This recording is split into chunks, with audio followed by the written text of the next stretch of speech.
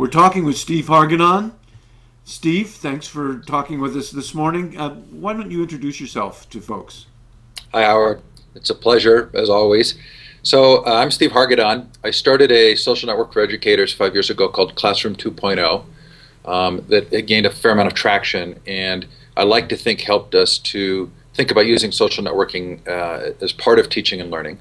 I have an interview series called The Future of Education at futureofeducation.com, and I sort of specialize in talking about the future of education with regard to openness, Web 2.0 technologies, and how we're rethinking learning based on these tools. So I know you've got the what you're calling the Teacher 2.0 initiative, which seems like a grand kind of personal learning network for teachers. So why don't you tell us a little bit about your thinking about that and how it's proceeding? Sure. So I love this idea, and the idea is sort of how the tools of the web are reshaping how educators learn, and that if we want them to be able to sort of effectively help our students become learners, that it's really important for them to learn to use these tools themselves. So that's the Teacher 2.0 initiative. I created a Mighty Bell learning, sort of a free online learning program around this. We have a Ning network, of course, and I'm actually working on a book called Teacher 2.0. And the idea is to kind of get past the sort of superficial sense of we need to bring these tools into education and really look sort of at the deeper level of how do these tools transform learning, and so as an educator, how would your own learning be affected by them? You've interviewed everybody. You've just got a wonderful library of interviews, many of which I listen to as podcasts when I walk in various places. What would you highlight as two or three of the things that you've learned that's worth passing along to teachers and educators about the way learning is changing these days? Well, so sort of the biggest takeaway for me has been that this is a millennia old conversation. I mean, this is one of the great conversations of humanity, which is, what is learning and what is teaching and how do they interact with each other? So for me, the great blessing or benefit of the interview series has been the degree to which it showcases the diversity of ways of thinking about learning. And that this is something that's really important to talk about, that learning is a process. So like democracy, when we think about democratic processes, we think about the value of participation. Somehow we don't do that with education sort of currently, and that's too broad a stroke, but in many ways the sort of the larger national dialogues around teaching and learning tend to not reflect the fact that this is a process and that there is real value in individuals engaging. And so that for me has been the big takeaway, sort of how we get back to this sense of a civil dialogue, an engaged conversation around education, without necessarily having to be right. Well, I did an interview with Shelley Terrell about personal learning networks, and you've interviewed me for your interview series, and I've watched and listened to several of them. What we're talking about here is really using the state-of-the-art technology. Used what it used to be called Illuminate, now called Blackboard Collaborate, that enables audio and video. Plus, I've seen it looks like more than 100 people using the text chat at one time. You can tell it's a community right away by the way people are actively chatting with each other while you are interviewing, and they're putting URLs into the timeline there. Tell us a little bit more about this idea of having a virtual conference rather than a face-to-face conference.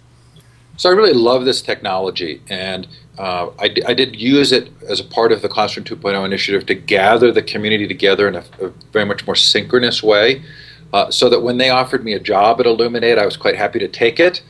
They've since been bought by Blackboard, and I now only do part-time work for them.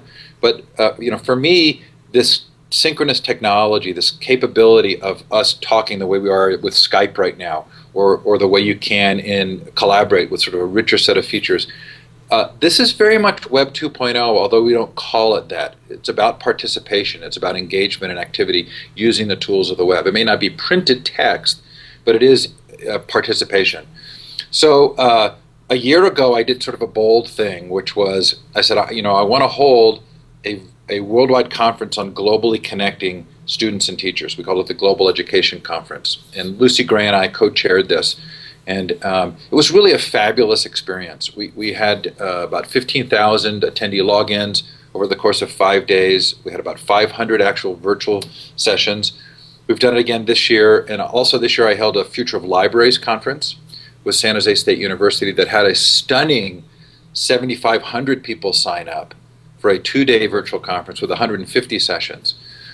So there are some positives and negatives here, but the positives to me significantly outweigh the negatives. The negative is it's an additional huge amount of content, right? I mean, 150 sessions on libraries. You could spend a year and maybe not watch all of them in your free time. The positive is that when you rethink a conference taking place virtually, you get to kind of shift some of the core assumptions of a conference. So space and time are really critical factors in a physical conference. So you have to vet conference proposals much more closely than you would in a virtual conference. So what we did was we said for both of these conferences, we want them to be highly inclusive. We want somebody from West Africa to actually present and not just participate by watching. And this has worked brilliantly. I mean, I'm very intrigued by this.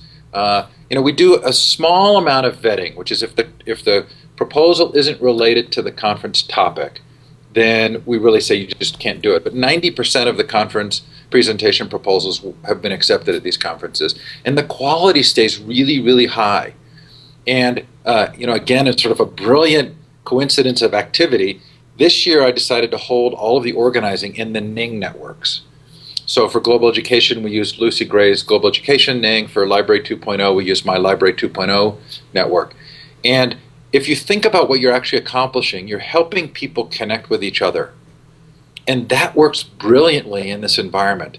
So we like to call the Global Education Conference the Woodstock of virtual conferencing. I mean, at the end of 5 days, people were giddy with this belief and sense that they had connected with people all over the world, organizations who specialize in connecting students and teachers across the world. And most of them didn't know about each other, and they were able to connect, and the students were connecting, and the teachers were connecting. And this to me is sort of fabulous. It raises this really interesting issue of how much connecting can we do and how much time do we have during the day, and this overwhelming tidal wave of connectivity and content. At the same time, we're going to sort that out, and the end result is just so fantastic that you'd say, okay, we've stepped past something, that we're in a new territory now where I have people from 183 countries in my Ning network. That's only 10 countries away from having somebody from every country in the world. Kind of stunning. Wow. Well, I hope that we can use your experience and wisdom to try to do something like that with the DML community. I would love to see the people who pay attention to DML Central and the people who pay attention to Teacher 2.0 become aware of each other. And that's what PLNs are about. So this is not the last of it. Looking forward to talking with you some more in the near future. Thanks. Thank you, Howard. Have a great day.